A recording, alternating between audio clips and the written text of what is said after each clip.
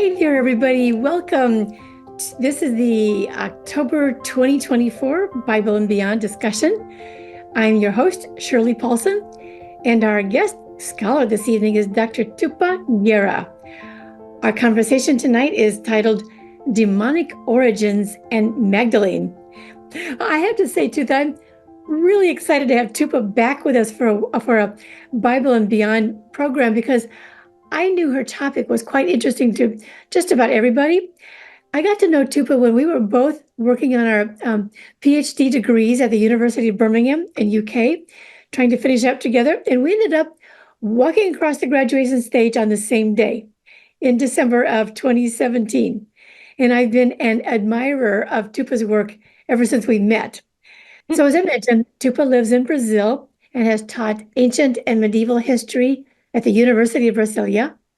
Her research explores ancient magic, Hebrew texts, and the intersections of religion and culture. She's an active public scholar, regularly featured on academic podcasts, and we are super glad to have you back with us again. I'm the one delighted to be here, and hopefully I can bring some new insights for you all. I think you will. I think this whole subject is quite intriguing and new. Yeah. We got to get started with getting at the meaning of what a demon is. You know, it's funny that it's a word that everybody knows, but we're really not sure what it is. So I'm wondering if maybe you could start us off with explaining the difference between a demon, a daemon, and a devil. Okay. Start there. Okay. I like that. I'm a historian by training, so debating terminology is my part of my passion, which Good. sounds weird, but that's what historians love to do. We love to debate terminology. We love to debate things and words and stuff. So let's go to the three words that are usually connected to evil things. Yeah. And so I would say the oldest one of those is daimon, or the Greek one. And it was used mostly to talk about uh, a kind of non-corporeal being. And it's a bit difficult because our minds today, and as we live in the contemporary society, we separate things like body and soul. And the definitions we use today were not used by ancient people. And I like to remind people that because sometimes when we think about the past, we think about ourselves with other clothing. And it feels like the past is just ourselves with other clothing. And we need to remember that they were different in everything. So the Greeks had this idea of this entity, this being is the best thing I can do for you. And it wasn't a evil thing per se. It was evil and good at the same time. And it worked much more like a intermediary, like a messenger between humans and the gods, and not necessarily like something that was evil all the time. That's in the Greek, for the Greeks. But then when we get to the Christian word, they will translate, when they translate from the text from what we call today the Old Testament, when they translate the Old Testament to Greek, they will use the word demon with this idea of something that's, again, a being that doesn't have a body, like a physical body, but this time it's an evil one. So from the first century, second century of the Common Era, we already have people referencing demon as something evil. And then this will be translated to Latin as diabolos. And that's where you get the diabo from Portuguese, for instance. And the devil comes from another root. The devil comes from Old English. And it's also used to represent the same kind of something, or I wouldn't say someone because it's not a human, that is evil, that can harm you, but that has no physical body. And that's important. It's not something you can properly see or has a physical form. It may change to have a physical form, but it depends of the country and the moment in history, how people think about them. the oldest versions, it doesn't have a proper, like a physical body. It's just this being. And with the time, particularly during the Middle Ages, this idea of evil thing, so the demons and the devils they became this structure, this entity of pure evil, like evil is part of them. But this is a medieval thing. In the ancient world, we don't have the same idea of evil as we have today. So they were doing bad things. They were nice, but they are not like a personification of evil. I think it's the best way I can explain this.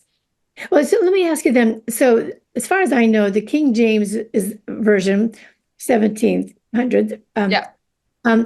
calls them devils, and everybody else calls them demons. So, Yes. was that just like a bad translation at the time, or why did they turn into No, devils? I think it's not a bad translation. I wouldn't use the term bad translation. I would say it's more like what was at the time considered more common for people in English-speaking places. So I people see. would understand better if it was devil than if it was demon Got in the it. 17th century. That's really And helpful. that's why, probably. Okay, Yeah. that's helpful. All right. Then keeping with definitions a little bit, maybe can Yeah. we go to what is the difference between a Jewish demon and a Christian demon then? If you're talking about differences, then what's that difference? And that's a kind of a hot topic, a difficult Oh, topic. Yeah. okay. There is some because if you talk of a lot of Jews, they would say that there isn't demons or evil things in ancient Judaism. Okay. And a lot of other scholars from Jews as well they would say actually there are demons in the ancient Judaism. So you have this debate, and I like to remind people how scholars are like that. We just debate all the time. It's fine. We are friends still, but we like to debate. We enjoy this part of debating. So for some, there would be this thing.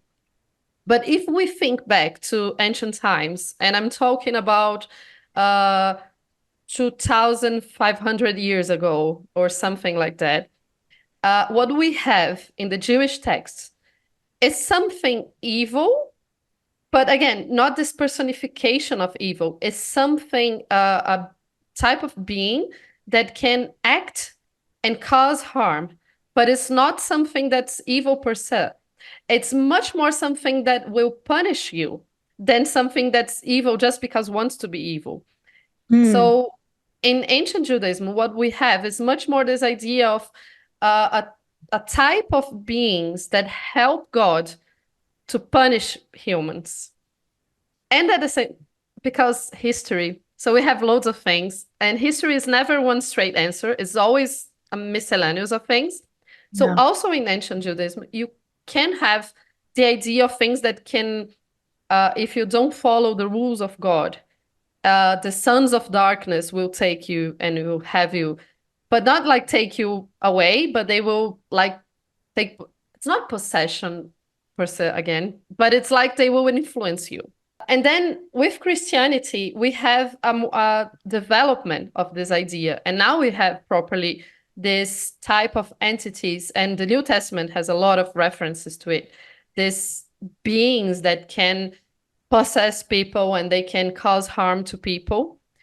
And of course, as I said, during the Middle Ages and how Christianity goes and develops, and then we have this idea that demons are a personification of evil, and they are not only working to punish you if you don't follow the rules, but they are also there to tempt you. They are also there to bring you to the dark side and so on. And this is more a Christian view. Another thing that I think is particularly interesting is that in the oldest texts, we don't have a physical description. So there is no description of like a being with red skin and horns and claws and whatever. It's not there. This is like, again, I'm not trying to say and to blame medieval times, but medieval times. I mean, it's 1,000 years. It's a lot of time. So it's it's during the medieval times, and particularly by the end of the medieval period, that we have this development and this more clear idea of how demons and devils and evil beings will look. And then we Mm. have this horn figure, and then you have this.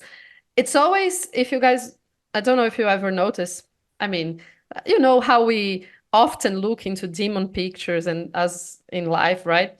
Yeah, yeah, But it's always this idea of a mixture of an animal and a human. right. And this is part of the idea that to show they are not natural things and they are Okay. terrible things. Those two ideas are very important. Not Yeah, natural and terrible. yeah, yeah. Okay, okay, that's helpful. So the best way we know about demons from the Bible, probably I think is through like when Jesus is casting out demons, and it seems to be closely associated with the idea of healing. So I want to ask you, were these acts of casting out demons ever regarded as magic, or was there always a divine power that would send away demons? And then we have a difficult question of what is magic? Yeah, right. I Yeah. would say uh, I spent like almost a chapter in my thesis just debating the idea of magic and how we can understand magic. Because usually we go to think about magic as something forbidden and something bad. Yeah. And other things are not magical because they are not forbidden or they are not bad.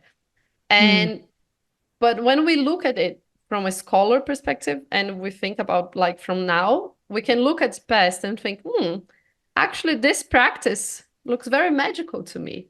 And there's a lot of practices from ancient times and from contemporary practices that are kind of magical.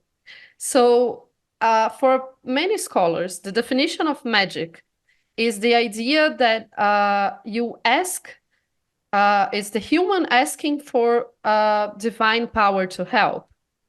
So, in this sense, uh, all the times you have in the Bible people being healed from demon possession, mhm. you have someone interceding and asking for a greater power to help and to asking for God to help. So in Mm, this sense, it could be similar to magic from other places. Because if you think about magic from the Greeks and the Romans, and there is a lot of magic that's only people asking for the gods for their help. So that's why magic's a bit difficult. And the other yeah. problem is, no, go on. Well, I was just going to say that I know that our modern world, the word magic sounds like we go to children's magicians shows and it looks like somebody's just doing a little trick, but magic in antiquity was a far more serious practice of serious healing and Yeah. serious powers. Yeah, and the whole idea of healing and medicine and magic, they were all intertwined Yeah. in ancient times. There wasn't like a doctor that, oh no, I'm very scientific and I don't talk about gods and I don't talk about. No, everything was mixed together. Mm, So when we talk about the healings, and this is a very important part of evil and demons, they yeah. would think that the main belief was that disease was caused by evil. So when we were sick, then it was because there was evil with you. So to cure this, you need the intervention from God, and you might need something magical. And then we have, and when I say something magical, I mean something like, oh, you need to impose hands, or you need to do some practical action. And that's what I'm calling magic here, just not to confuse anyone. Yeah.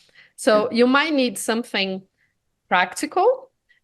You might need some objects, and there is descriptions of the use of rings, especially from the first century. Actually, you have historians like Josephus, which is a Jewish historian, and he talks about people being healed from possession and demon possessions with the help of a ring Mm. that we don't know properly what it was. But we know that in antiquity, Jews were regarded as exorcists and as Wow. good healers. So, and of course, this we have to always get a little bit of grain. Take this with grains of salt. Is that how you Yeah. say in English? Yes, it Yeah. is. Yeah. Great. A grain of salt. Just Yeah, yeah. because mostly. with the exception of Josephus, mostly we have people who don't like the Jews writing about them, so they might not be very favorable when they're talking about them. And that's when we have to think about this. But we know that there was this tradition, like for daily life, people would, if you had a problem with a possession, you might ask help from a Jewish priest or a Jewish knowledgeable person, and I want to put like that because it wouldn't necessarily be in a synagogue. And with time, this will pass to the Christians, and the Christians will do the healing. Yeah. Okay. So how would you say that demons fit maybe in the whole scheme of the universe? Are they like part of an overall plan, or just some inexplicable bad creature like an insect or something? I love the idea that insects are a bad creature. They're not, they're nice. But I get it. Yeah. Yeah. How do they fit in the scheme of things? Oh, that was a question that people had a lot in ancient times. They wanted to know. I mean, one of the main questions, if we think about it, the idea is that, oh, if you do good things happen to you, right? But then we live life. And I think everyone can understand that even if you do good things, bad things happen to you. So to understand that, humans wanted to understand that. And the powers of the demonic was one of the explanations people would use to explain why bad things happen to very nice people and to great people. And people were trying to, because, and I think actually this is beautiful about the Bible, is the text allows for a lot of interpretation. And I do think that's nice. And there is a lot of scholars who say that this is properly, this was made with intention, like the text was prepared in a way that will allow for more than one interpretation. So people will look into the text in the Bible and they'll say, okay, but where are the demons coming from? Where is the evil coming from? Are they part of the plan? How is this happening? And you have a lot of answers, especially around the time of in which Jesus had lived. You have a lot of answers, and you have answers like, oh, actually the plan is to we are living in a time in which evil is allowed in the world, and this time it will be over at some point, and then evil won't exist anymore. Okay, but other explanations, and that's why we have some apocryphal texts that are very interesting, like First Enoch. So in First Enoch, they will take, and First Enoch is apocryphal. I say apocryphal for a lot of people, but it's not for everyone, and it's still used for, because what we call Bible has a lot of versions in different groups in today's time, so it's important to think about this. But anyway, in First Enoch, chapter 15, it talks about this. We have this from Genesis, that the angels saw the daughters of men and they fell in love, and they came down and they had children with them. And those children were the giants, which is this terrible race.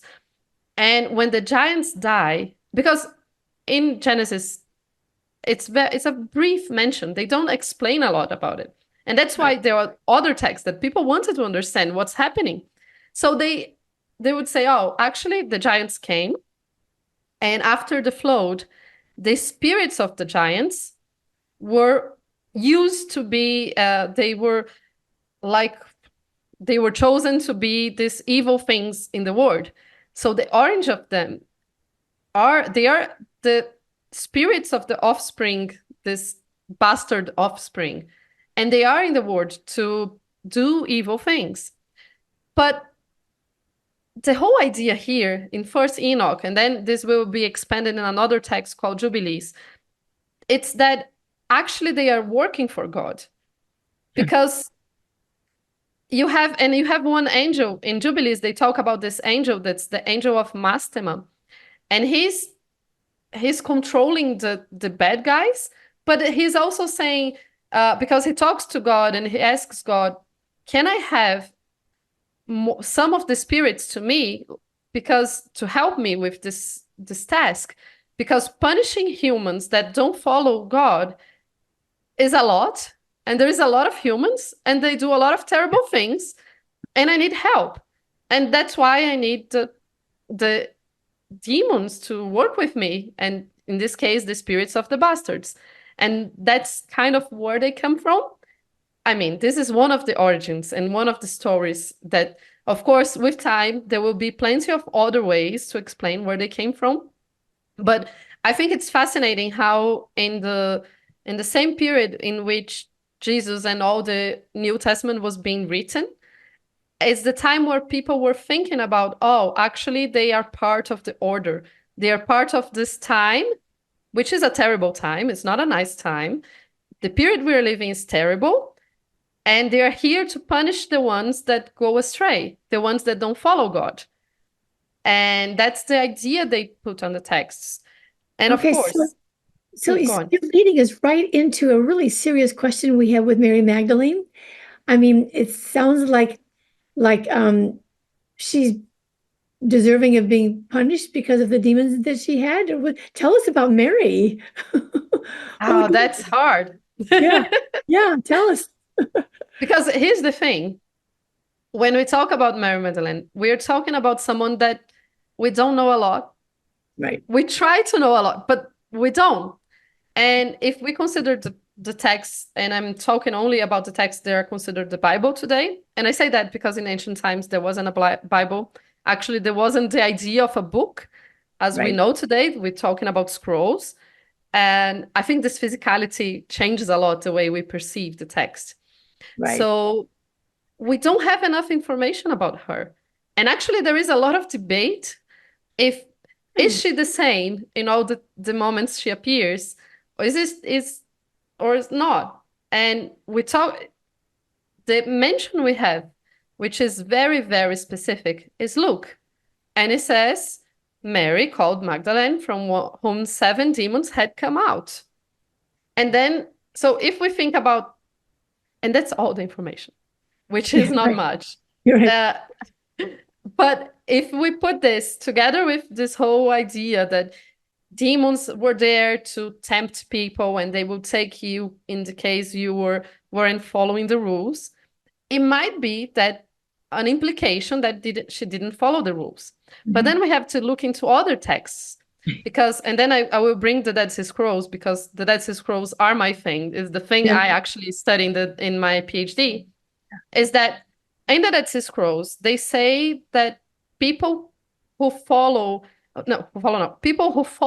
from one of the nets that Belial, which will be a leader demon thingy guy, he's the leader of the army of the I love the term, it talks about the sons of darkness. So he's the leader of the sons of darkness, which almost sounds like a rock band and not necessarily some terrible things, but anyway, he's the leader. And so this text talks about how he's always casting nets and trying to trap people. And if you follow to one net, even if you escape, you will follow to another one. So the idea that someone is capable, like a human is capable of never doing something wrong, doesn't exist. So anyone would be liable to have demons over you, not because you are evil, but because humans are flawed and they would follow for things. So I'm not sure. I don't agree that the idea that, because it mentions that Magdalene had 7 demons, that means she was bad, or that means she did something wrong. Because I think it goes much more, if you look into other texts, it goes much more with the idea that people get possessed when they don't follow God, but it's not necessarily because they are evil, but because humans are flawed and we do wrong things. And then it doesn't need to be something terrible for you to fall. Sorry. So it's not, you don't need to have something terrible and horrible. You don't need to do something horrible for you to be punished. And once you're punished once, there is this whole idea that you can be punished a lot of times, because they are always there trying to bring you to don't follow God. Yeah. So when we look into her, and this idea that she had 7 demons. If you look into the other people who are mentioned who are being possessed, you don't have the idea that they are evil. You have much more the idea that they are suffering from something. So I don't think that she's being I don't think this passage means that she's evil or bad or terrible or she's doing something wrong. I think it mentions, like, I think it's hard. I'm not a Magdalene scholar, so but I don't think she's in the idea of being just evil. I think it's much more into the idea that she's also human and she was helped. And maybe as part of saying why she's there and why she's following Jesus and why she's so close to him, because he saved her and that's why she will be there. And I think that's much more plausible considering. But if anyone wants to disagree, it's fine. We can debate. Yeah. No, I love that because, I have one of my courses right now is on Mary Magdalene, and we talk a lot about what these demons mean and the fact that she seems to be always the one, especially in the extra canonical writings, where she's the one who understands Jesus more than anybody else. So it seems like it agrees with what you're saying, that she's an exemplary person because she's been saved in such a way that she's found the way that the demons can be removed from her rather than being governed by them all the time. So there seems to be kind of a focus like that for her. Anyway, it's a great question. How do you think that Mary's association with demons impacted the evolution of Christian history, or is that too big a question for you to go into? It is a huge question, but I can, because I think Christianity is so much intertwined with this idea of demons and how demons are present in the world, that when there is a mention with her that, oh, she was possessed and she has a connection to it. And so I think it's important to the development, but I don't want to give like a length answer because I would definitely say something terrible. And I mean, for terrible, I mean something wrong, because it's a huge question. It's a difficult question. It is. Okay, I know I've got like 30 seconds left here, but how did the link between women and demonic forces reflect society anxieties? Did that have any connection or not? There is some connection. It's not as clear as we like to think. Like in the medieval times, it will be way more clear because women will be seen as something that women will be much more emotional and much more, it will be understood as someone who can be attacked because women have more feelings and more emotions, and that's why they are more susceptible for evil. Okay.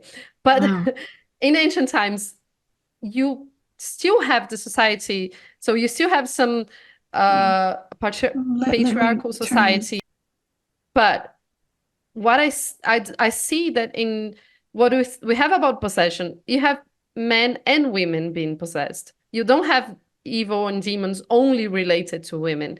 So I think it does reflect the way in which society think about women, in the sense that feels that women are more susceptible and women can be tempted more easily. But at the same time, you do have men being possessed as well. So it's not something that exclusively to women. And I think one connection really quickly that I didn't mention, but it's really, really quickly, is the idea that demons bring disease. And it's a very physical disease. They are talking, we know from texts and from other things that people were talking about headaches and the childbirth and children mortality, which it was a huge thing in ancient times. So people would say, oh, this was an attack from an evil force that made the child to die or the mother to die and so on. So the threat is really, really physical, and it's real in a way that sometimes we forget. And they're very much associated with disease, but I don't like to think that, oh, it's because they didn't know what disease was and that's why they blamed it. No, it was because science and medicine and cures were connected to spiritual healing and they were together. So there wasn't a separation between the two. Wow. All right. Well, I hope that Tupá has given everybody a lot to think about here. And I'm going to actually give you the microphone now. So we're starting right off with Linda Bargman. Go ahead and ask your question, Linda. Hi. So when I was growing up in the 1950s and 60s in Southern California, I got the impression that demons were like the two little guys sitting on your shoulders. And one of them was definitely bad because that was the one that looked like the devil. But the other one was not bad and really maybe sometimes even had a halo.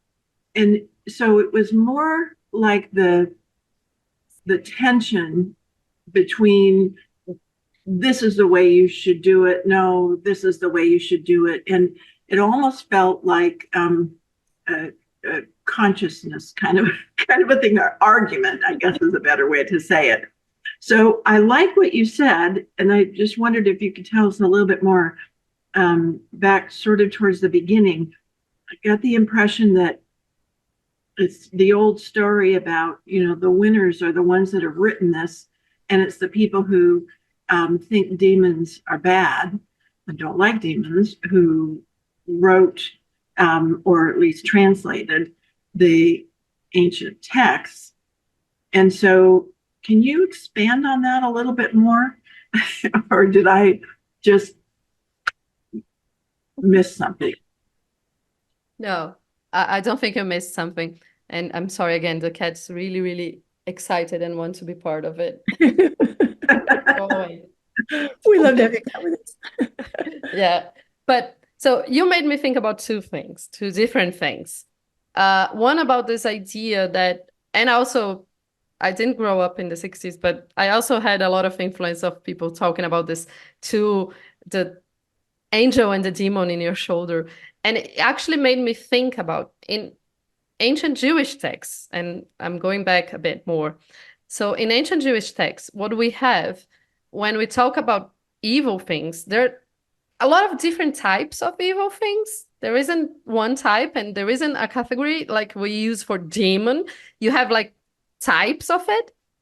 And a lot of them are bad angels. And angels meaning with the idea of messengers. So you do have bad ones and good ones, and they all work in the universe.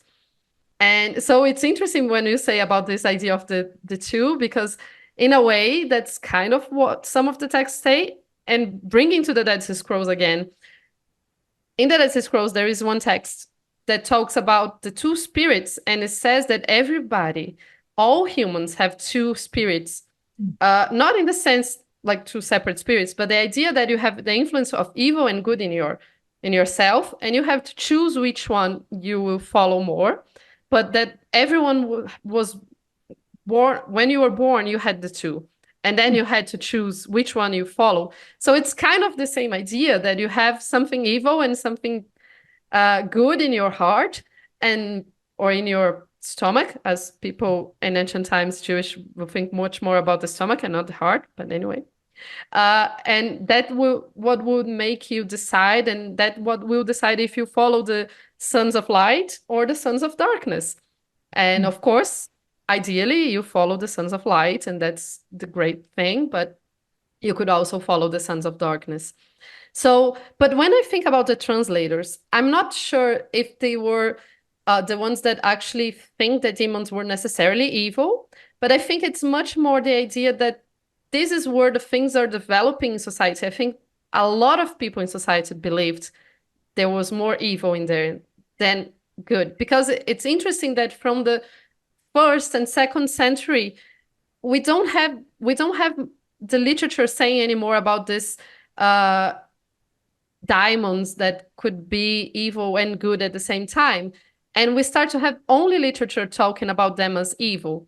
So there is a part that, oh, maybe because the majority of people who were writing, they were the winning the side, and that's why they were bringing this idea. But also, I think it reflects what society think, because if we have way more texts talking about one side, it means that the majority of people would likely consider that one the most real one. But anyway, I like, because we're talking about 2,000 years from this idea that demons are bad to now, when we still have this idea that, okay, humans can be good or bad, and it's part of our choice, and you were born with the same. And part of this idea is that when the text talks about this being inside of you, is the idea that there is no, when they talk about this, is they say there is no outside force, no evil being outside of you. It's all inside of you. It's all internal struggle.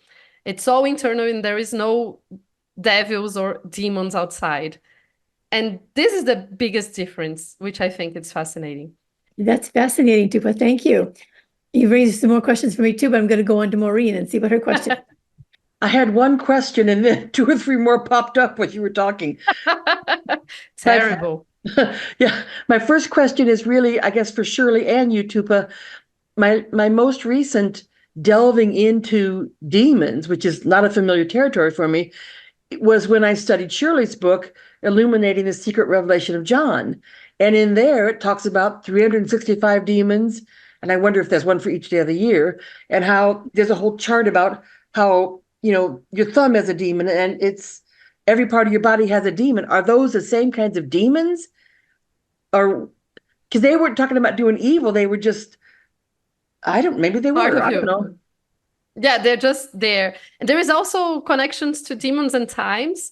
And you have like demons to each time of the day. And they are there to take you. And that's where the Acedia, I don't know how to pronounce this, which is the one that it's contemporarily there's scholars who say, oh, no, it's actually depression. I'm not sure if it's depression, but it's definitely something that attacks you after lunch and makes you question your things after lunch. And particularly if you're a monk and you're living in the desert, and that's prime place for this demon to attack you after lunch, which I think it's quite funny, but also interesting. So a lot of those ideas that demons are related to your body, or if they are related to times of the day, those are the things that are being developed after with Christianity already. And they are trying to understand how these things work and how life works and why people get sick. And is it because the demons are part of you and you need to make sure they're happy, or is it because they're outside influence? And I think it's fascinating how you have a lot of different versions, because different people are thinking about different ways and they're trying to understand this. And of course, and then eventually it comes to a more like unified version of it. And I think it's interesting because in the medieval times, we also have like the Solomon Key. I don't know if you ever heard about this text. It's a medieval text that talks about how King Solomon used demons to build the temple. And then there is ways in which you could control the demons, and then you have names of demons and things they do, and then they became very specialized, and you have the demon to do this and the demon to do that, and you have demons for knowledge, so it's a whole thing. Wow. Okay. Just if I can squeeze in one more question. I was fascinated when you were saying that as the years went by, what was going on in the human experience affected how people were trying to find their answers for how things happened. Well, what flashed through my mind when we were talking about the people that either are writing the texts or translating them, they're literate. And so wouldn't they have a whole different, maybe realm of experience than the whole bunch of people that can't write the stuff? I mean, it's maybe like poor versus rich, or, oppressed versus not oppressed. So is it possible that, I don't know, it just flashed to me that is that a whole unrepresented bunch of the people? It's possible, but it's also everything is possible. But history, terrible thing. Historians are the worst. We like to answer things with more questions. That's part of our job. But of course, it's possible. But at the same time, and I think we can see that in our society.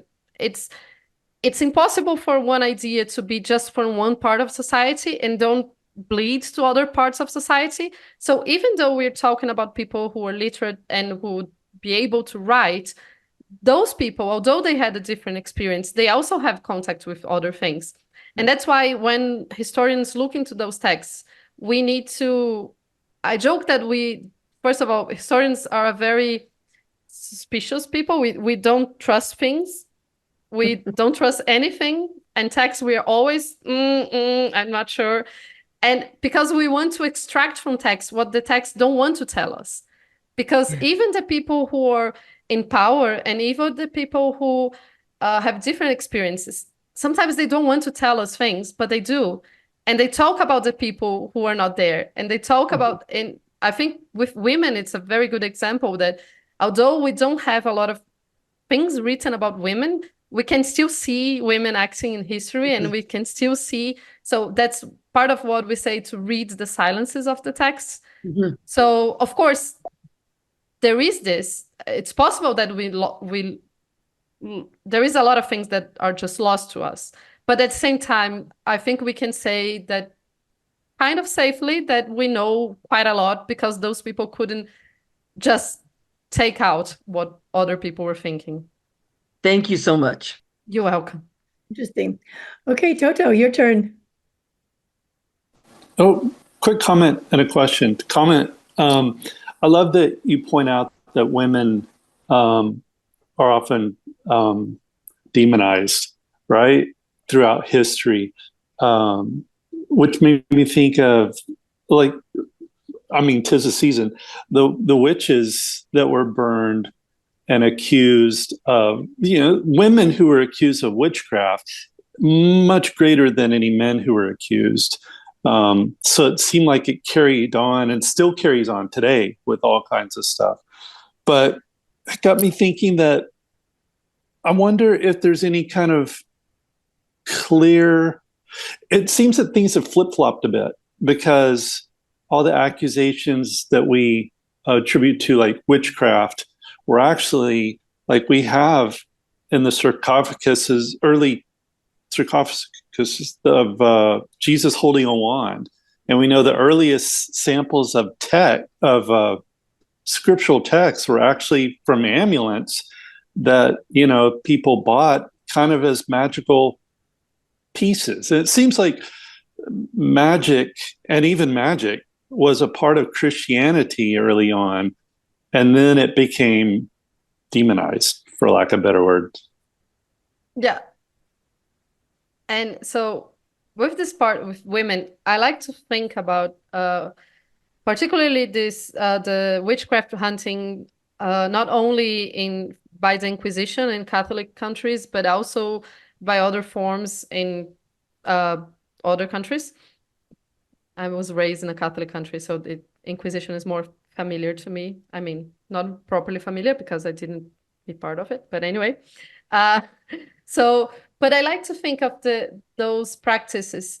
They used the excuse of witchcraft to persecute women, but it wasn't the witchcraft that made them be persecuted. Women were already the targets. There was just one more way to persecute them. And so, sorry, my light.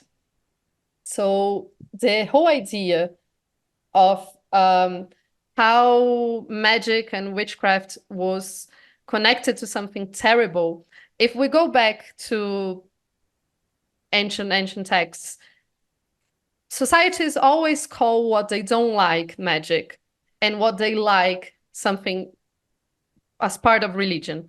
And that's why I like to use the term magic more broadly, because then I would say that all religions have magical practices.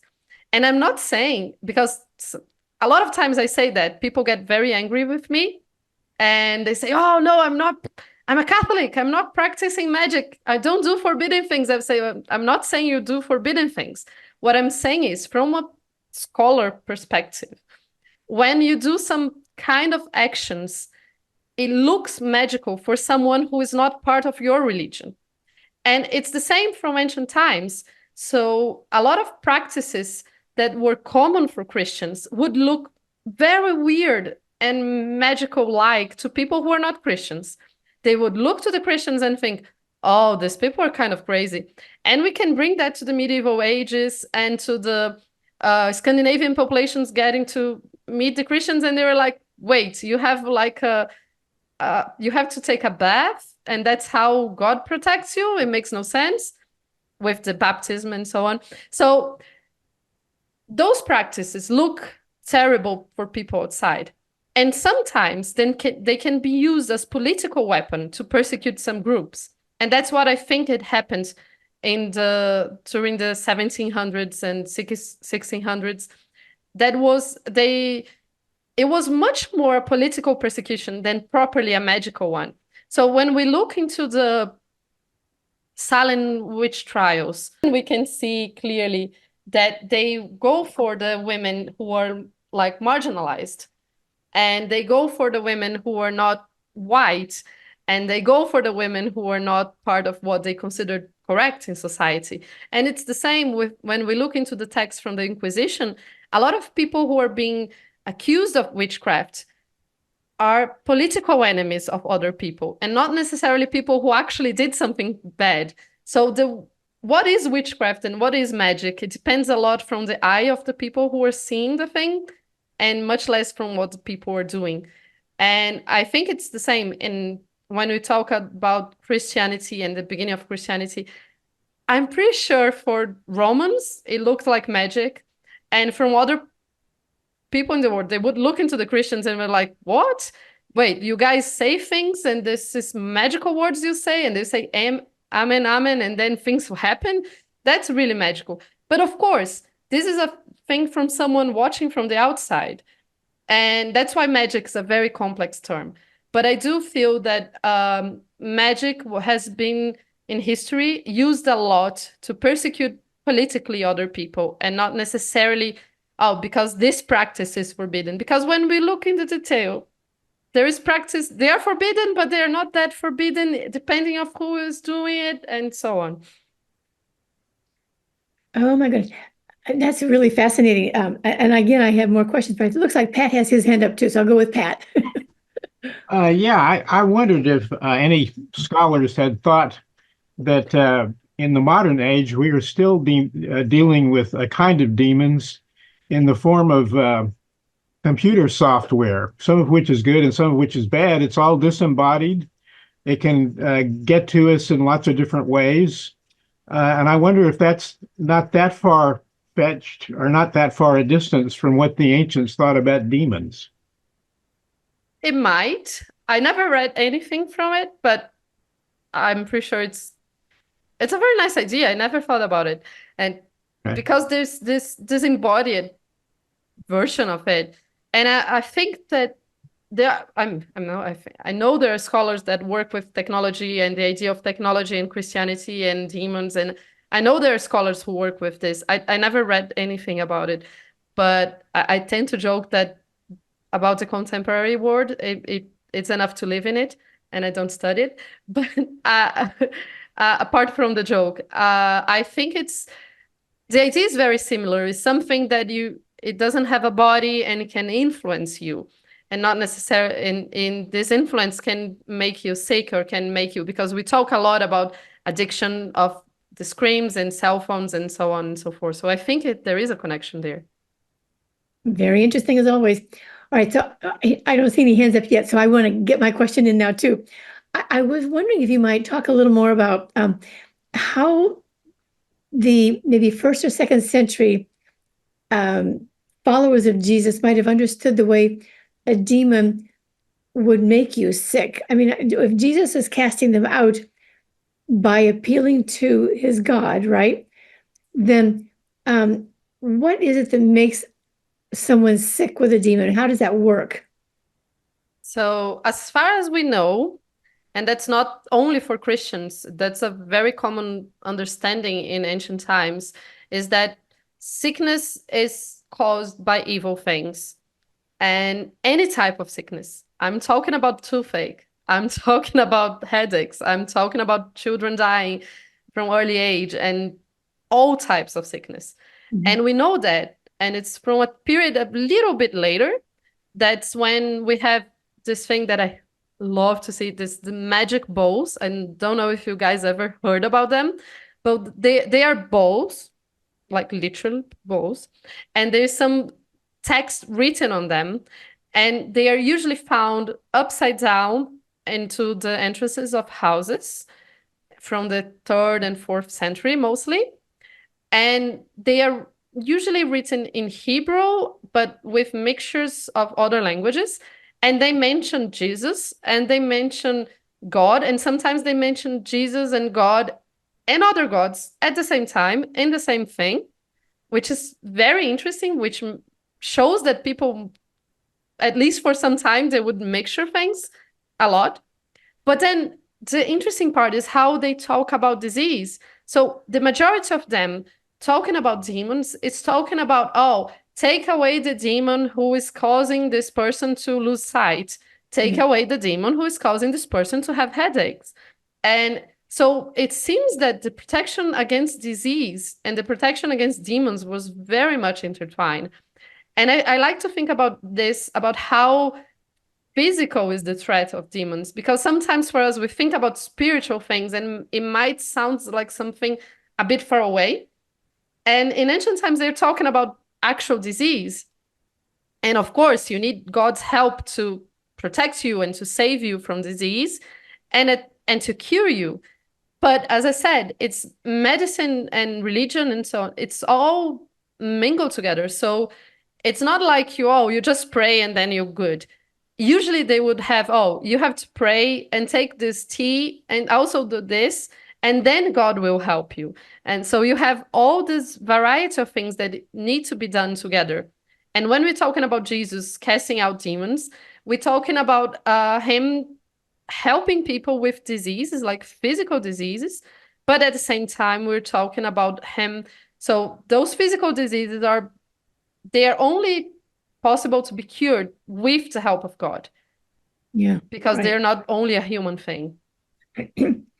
So it's interesting that you're bringing up to me the connection between what we might call moral or sin versus sickness, and that that you don't deserve the sickness, but you also have to be good enough that you don't get punished. So it seems like there's a interesting kind of combination between sin and sickness, or morals and health. Yes. Combined. That's the connection they used to do. Yeah. Okay. Honor has her hand up. What I'm hearing kind of as a story through this discussion is that basically talking about demons or devils or diamonds or whatever is just the age-old question of what is evil and how do you identify it and how do you get out of it. And when Toto was bringing that out about women, women were marginalized to a great degree because maybe nobody wanted to understand them. And so they pushed them off to the side and used them as the receptacle for what they didn't like or didn't understand or didn't know. So then if you sweep that along through history and you come to the example of Jesus, he was so inclusive. He really didn't marginalize anybody. And I think that inclusiveness indicated understanding or compassion. And so he was able to help the Magdalene with her problem, and the guy in the tombs with his insanity. And then you move on to Paul in the 7th chapter of Romans, who says, this is driving me nuts. I want to do something good and I do it, and I do something bad and I don't seem to have control over it. Well, he was really talking about a demon, wasn't he? And then when you get into the canonical book of Revelation, in the end, it talks about the devil and his angels. And I think the devil's angels must be demons. So to me, it kind of looks like it's just that fundamental question of what is evil and how or can you control it, and then looking at some examples of what has happened with it through the years. Am I being too simplistic? I don't think so. I think it's as always, it's a lot of things, and I that's part of why I'm so I love studying histories, because you can pull a lot of threads and then you can see things, and the things that happen are very complex and you have a lot of different aspects to it. But what you're bringing is definitely one of the aspects. And also the idea that people are trying to live and they're trying to understand how life works, and they're trying to understand how evil happens and why some people do well and some others don't. And those questions may seem very much just a thing for us, but they were also a thing in other times. And I said to people, well, it's not just us with other clothing, but there are some things that we can see from the texts that people worried about. So they were worried about what is evil, how can we control it? And at the same time, they were trying to understand, why is this person sick? And why is children dying when they are supposed to be born? And I bring that because a lot of the texts and amulets and so on are for protection of women in childbirth, because we know this was the biggest cause of death for women. And is also part of why women were also considered this interesting thing, because women were kind of controlling life in the way that women knew more of how life started and ended, and people were very confused by that sometimes. And as you said, sometimes they just don't want to understand. But in any case, it's how I think it's a lot from people trying to understand evil in the world, but also a lot from people trying to understand why bad things happen, and to trying to understand disease. And when they say the devil and his angels, they're very much relating to this idea of angels are messengers, and you have good ones and bad ones. And actually, God would create angels just with the word, and then there is a whole debate if angels are like physical things or they are more like the ideas of things that happen, because you have angels like angel of thunder and angel of rain and the angel of everything. So are they like human-like figures, or are they more ideas? And then if they are more ideas and ways of controlling and creating the world, how they work in society. So for sure, what you said is it's one of the ways of thinking. I would just say it's not the only way of thinking of it. That's a great way to conclude. Is it not the only way to think about this? Very historian. Yeah, well, Bill, I see you've got your hand up and we've really kind of run out of time. Can you ask it in about 10 seconds, or what do you think? There you go. Quick question is, are there tie-ins with the tricksterism with demons? There was our concept of demons being involved as tricksters? The trickster part, it appears more in the text, like in the Greek texts, when they're talking about the daimons, that are those figures that can be tricksters and can help or not. And in ancient Christianity, not very much. They are or evil or good, and they are more like they're more divided between the two. And then, of course, when Christianity is going and mixing with other religions that have a stronger sense of tricksters, gods, and so on, then you get back a bit of the trickster part of the demons. And so particularly from the Middle Ages, in the late Middle Ages, where you have this connection again with tricksters. So the answer is depends when, which is probably the answer I would give to most things. But yes, there is and there isn't the connection. Oh, isn't that interesting? And I love the way you have really helped us to think that there's not black and white, that we really have to come to terms with the fact that the concepts of demons and the concepts of daemon were blending with other things going on in society and in people searching for answers, and that not everybody had the same answer. So this is very helpful, Tupá. I wish we could go on and on because I'm sure you got so much more to say. Can you guide us anywhere to keep learning about this, or where do we go from here? Oh, oof. I would love to. Oh, go to my podcast. I don't have a podcast in English, so no, I can't guide you guys on my I always say to people to go for Google Scholar because I think it's one of the places where you can find the latest scholarship. But sometimes scholarship is really boring or terrible to read and know it. I read a lot of it. So I know historians sometimes are very, very bad at communicating. And I'm not discrediting theologians at all. Scholars who are theologians are also great. But I think being able and being open to read and to listen to a lot of different perspectives really helps to have this nuance. Gosh, this has just been fascinating, Tupá. I thank you so much for being with us tonight. And I want to thank everybody for your participation tonight. So to close us out here, this was the October 2024 Bible and Beyond discussion titled Demonic Origins and Magdalene with guest scholar Dr. Tupá Guerra.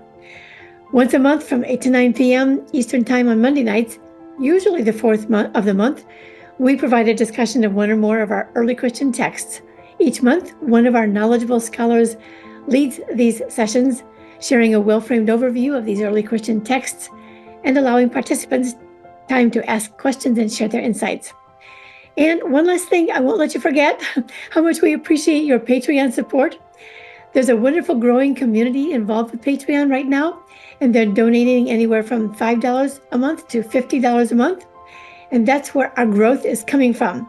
So please go to patreon.com/Bible and Beyond to select the level that's just right for you. And meanwhile, I want to thank Tupá so much for a very engaging and thought-provoking discussion tonight. So great to have you with us again, Tupá.